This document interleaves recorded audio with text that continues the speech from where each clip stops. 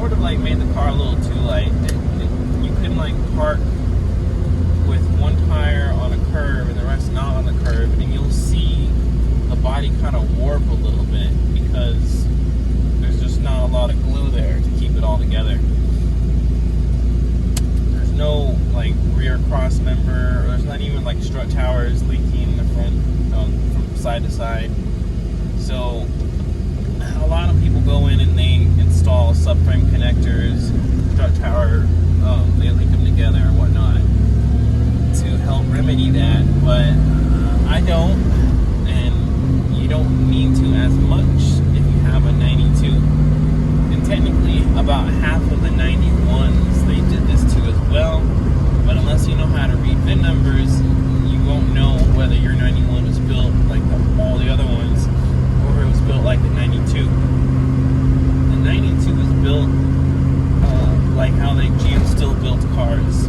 There's more spot welds. There's this glue that they use in between the spot welds to hold the car together better, to help reduce rattling, squeaking, as well as body flex. And let me tell you, you notice it big time. I had an 86, looked very much like this, black interior, black exterior, 5-speed manual, and man, that thing sounded like you was driving a car made out of like an aluminum can with coins inside of it, just shaking all the time because it was squeaking, it was rattling.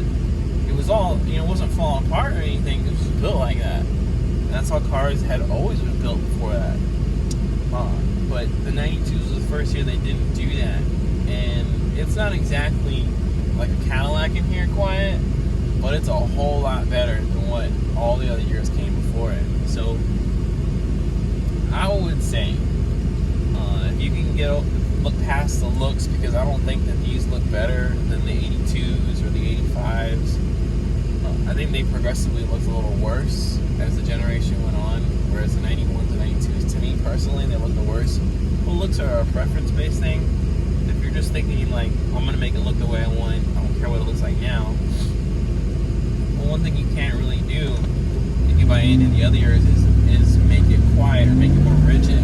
You would have to buy a 92 to do that. So if you're gonna choose one of these to customize it, to build however you want, I would recommend a 92, or do your research and figure out which 91s had been built like a modern car, and then go from there, because you're just gonna enjoy the interior quietness a lot better. The body's gonna be a lot more rigid, so it's a much better chassis to build off from. Okay.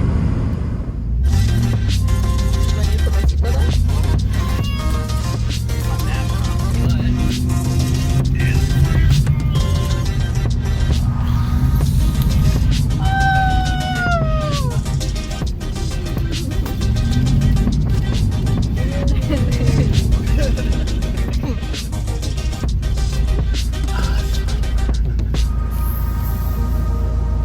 It's not too loud, right? It's Yeah. It feels almost like a modern car, except you can see outside of it.